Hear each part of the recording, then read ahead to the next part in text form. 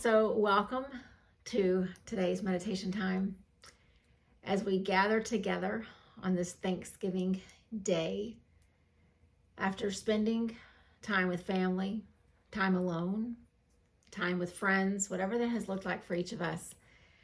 I would invite you just to settle in where you are. Just draw yourself not just physically away from all the activity and all the busyness, but let's do it emotionally and mentally as well. Just really draw your attention into this space where you are. Allow your eyes to gently close if that feels right. And then just imagine the space around you as being small. The distractions are gone. All the busyness, all the noise, it's gone. We're in this small space that is made just for us.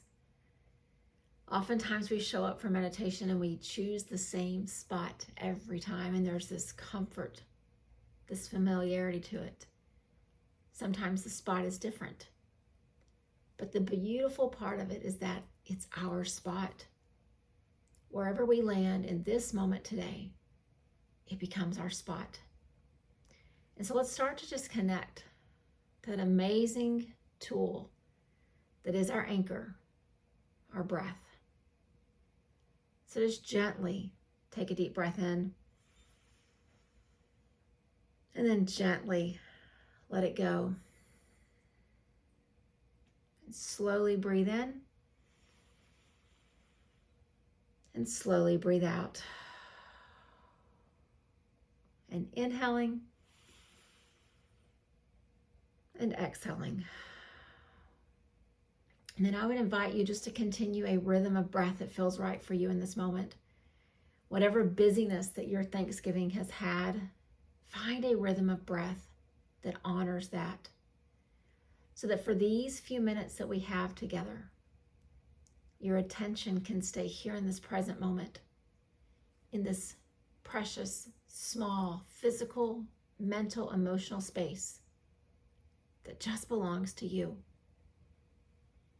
And so just continue to breathe in and breathe out and feel the safety and the security of where you are. And for weeks and weeks leading up to this incredible day of Thanksgiving, our topic has centered around this idea of our gratitude practice. We've expressed gratitude for our challenges, for our relationships, for things that are precious and important to us, for nature, for growth. And all along these last few weeks, we've just paused and we've really set our focus on cultivating a spirit of gratitude with the idea that that spirit of gratitude can truly begin to transform us from the inside out.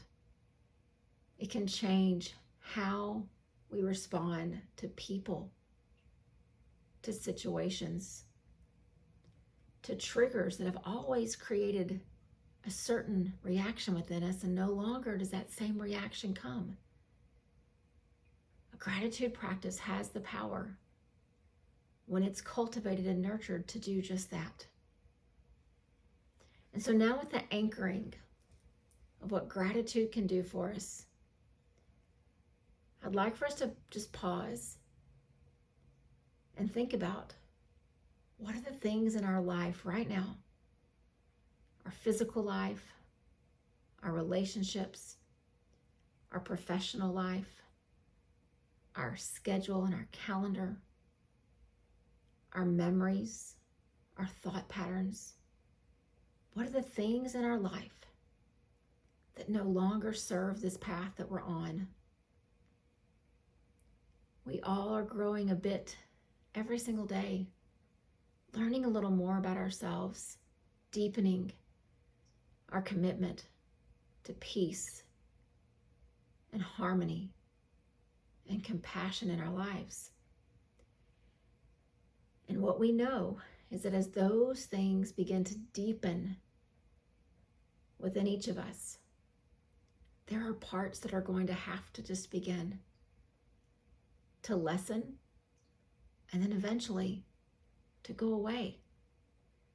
I have a dear friend who sold her home, and she and her husband have been living in a travel trailer for the last few years. And she has this joke that as they travel across the country and they stop and they explore, their mantra for life in a trailer is one in and one out, meaning they have limited space. And if they're going to bring something new in, something old that they don't need anymore is going to have to go, because there's only so much space. And what we know about the spiritual path that we're on is the same thing. If we really want peace and harmony and compassion and grace and gratitude in our life, there are some things that there just won't be space for anymore.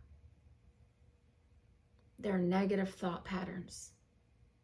There are crippling memories that we just haven't been able to turn loose of yet.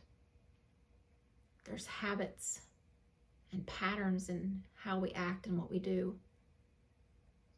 Maybe there's relationships. There's times and things that we do with our time that don't really build us up, but instead just cause confusion.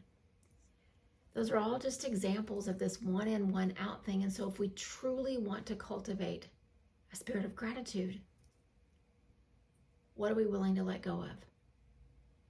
And so as we pause in these few minutes that we have, I want to share with you just some words that I think will help us to understand the importance of this letting go. These words say that by giving up our attachments in life, we will open ourselves up to more opportunities, more chances to cultivate deeper connections with others.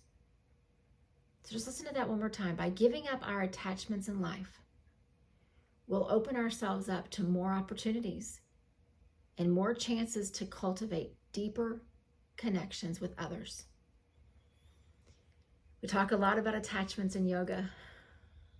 There's this whole section of the path of yoga that's all about giving up the attachments. We can't make a list. We can't just start letting things go systematically, but we can start with one thing that we each know cripples our growth, cripples our progress. We want to be grateful. We want to be whole. We want to live from a place of peace, but we know for each of us there's something that gets in the way of that.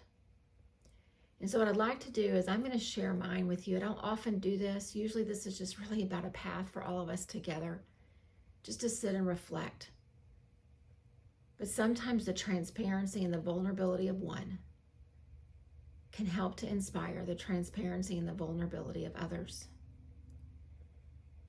And so we'll grow quiet in just a second. We'll each sit with our thoughts, and maybe we'll each discover what your one thing is. So I will tell you, I've been on this path for a very long time. It's not always been this straight and clear road. There have been twists and turns and rocks and bumpy parts. There have also been spots where I just stand still, or times when I feel like I'm going backward. And it's only in the last several weeks, actually, that I've truly pinpointed the thing that is my attachment that I have got to turn loose of if I want to continue to grow. If I want this practice to truly take root in my life, where I can see it in my interactions with people, in the decisions that I make, in the thoughts that I have. And my thing is worry.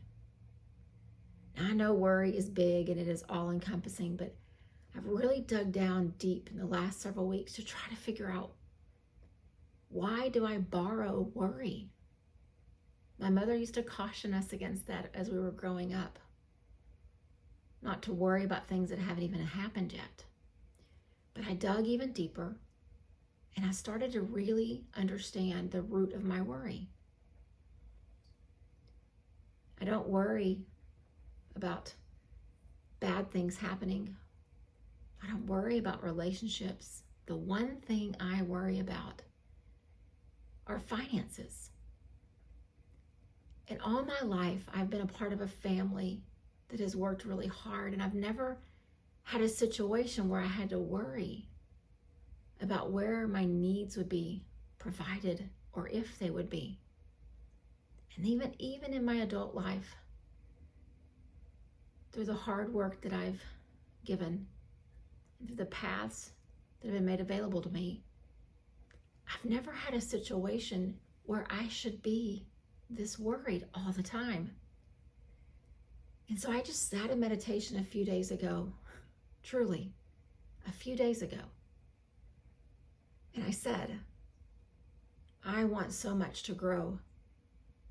I want so much to continue to learn and to be of service. And I know that my worry about finances for myself and for others and for business and for fill in the blank, so many places, I know that worry is holding me back. And I committed on that day, again, just a few days ago, to let it go. Now, it is not perfect. It is not a guarantee that it's done. But I made a commitment that day, and I'm speaking it out loud now, and I've spoken it out loud to the people that are closest to me as a form of accountability. Because I so want to live in this present moment and see the beauty of it. And there's no space in the present moment for worry.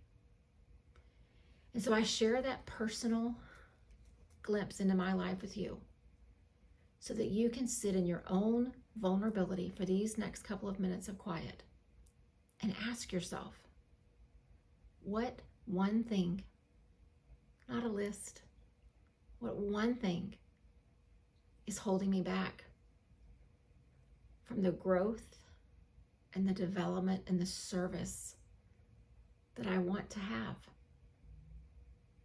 And you may not come up with an answer. It may not be revealed in these next couple of minutes that we have, but it is important that we keep asking the question. Because truly, I've been on this path for many, many years, and it has only been in the very, very recent past that I've uncovered the thing that's holding me back. So I would invite you to be open and do the same.